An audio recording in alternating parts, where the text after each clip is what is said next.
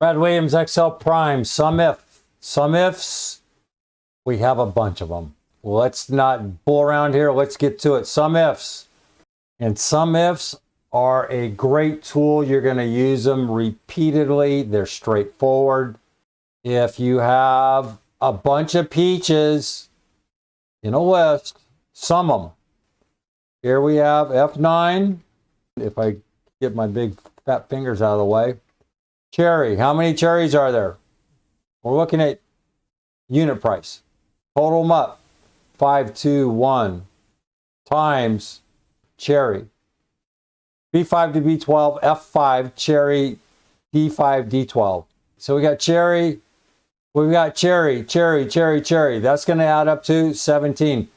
This is just for educational purpose only. You're going to see dupes. Duplicates, not a big deal. That's just, I want to throw some options at you and you're going to see repeats. Not a big deal. SUMIF doesn't care.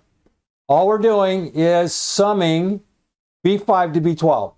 If this is true, if 6 shows up in our list. Again, our color codes. Range, blue. Criteria is red. You see this red here?